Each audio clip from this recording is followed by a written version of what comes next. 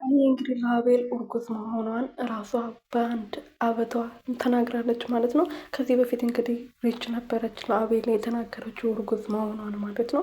አቤልን በጣም ተደስቶ ነበር እና ድጋሜ ደግሞ ከርብቃይ አንደበት ሲሰማ በጣም ነው ደስ ያለው ማለት ነው። ሰላም ሰላም ቤተሰቦቼ እንዴት ናችሁልኝ? እኔ ያለው ፈጣሪ የተመሰገነ በያላችሁበት ሰላማችሁ ብዝት ትርፍርፍ ይበልልኝ። ለዚህ ቤት አዲስ የሆናችሁ ሰብስክራይብ፣ ሼር፣ ላይክ እያደረጋችሁ ቤተሰብ እንድትሆኑልኝ በትህትና ጠይቃችኋለሁ። ርብቃ ክፍል 23 ላይ እንግዲህ ርብቃዬ ወደ ቤቷ በሰላም ተመለሳለች። ወደ ቤት ከተመለሰች በኋላ ብዙ ነገሮች ተፈጥሯል። ማን እንዳገታት ርብቃ በደንብ ታውቃለች ማለት ነው፣ ግን አልተናገረችም።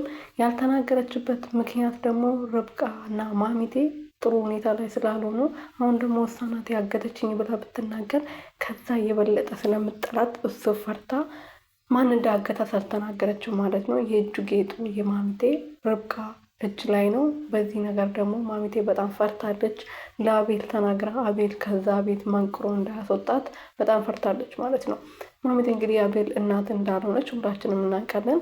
ቤቱም የሷ እንዳልሆነ አቤል በማንኛውም ሰዓት እሷን ማስወጣት እንደሚችል ታውቃለች ማለት ነው። እና በጣም ፈርታለች ርብቃ እንዳትናገር። ርብቃ ደግሞ አትናገርም፣ ምክንያቱም አሁን በዚህ ሰዓት ጥሩ ሁኔታ ላይ ስላልሆኑ፣ በዛ ደግሞ ርብቃዬ አቤል የእንጀራ እናት ወይም ደግሞ ያሳደገቻት ሴት እንደሆነች አታውቅም። እውነተኛ እናትየው እንደሆነች ነው የምታውቀው ማለት ነው።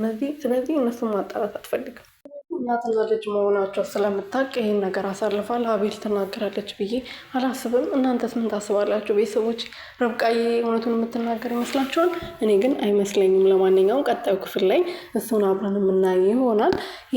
የርብቃዬ ወንድም እንግዲህ አቤልን ሊተዋወቀው ወደ ቤት መጥተዋል ማለት ነው። በዛ ነገር ደግሞ ርብቃዬ በጣም ደስተኛ ናት። ከዚህ በፊት አይቀራረቡም ነበር። አቤል ርብቃ ጋር ፍቅር እንደያዘው አልተናገረም ነበር እና በጣም ፈርታ በድብቅ ነበር ያመጣችው ወንድሟን ቤት ድረስ። አዩ ነበር አቤልን ይዞ ወጥቶ በድብቅ ወደ ቤት ያመጣችው። አሁን ግን በሰላም በፍቅር ልታስተዋውቃቸው ቤት ድረስ አምጥታለች ማለት ነው። ቤት ድረስ ሲመጣ እንግዲህ ያልተጠበቀ ነገር ነበር ሁለታቸውንም ያጋጠማቸው። አዩና የርብቃ ወንድም ከዚህ በፊት ይተዋወቃሉ። እኔ ወንድሜ ብሎ ሲጠራው ግራ ነበር የገባኝ። እንዴ እነዚህ ሰዎች የት ነው የሚተዋወቁት ብዬ አሰብኩ። ግን የሚተዋወቁት ጓደኛማቾች ናቸው፣ ወንድማማቾች ሳይሆኑ ማለት ነው። ብዙዎቻችን ትናንት ተለቀቀው ቪዲዮ ላይ ወንድሜ ብሎ ሲጠራሩ ወንድማማቾች መስሎ ነበር። ግን ሳስበው ከዚህ በፊት በስልክ ሲያወሩ ጓደኛዬ እንደዚህ ነው፣ እቺ ልጅ አጥምጃታለሁ፣ አሷ በቀላሏ የምትጠመር ናት ብሎ በስልክ ሲያወሩ ከሰማችሁት ካስታወሳችሁት ማለት ነው። ስለዚህ ጓደኛው ነው እንጂ ወንድሙ አይደለም ማለት ነው።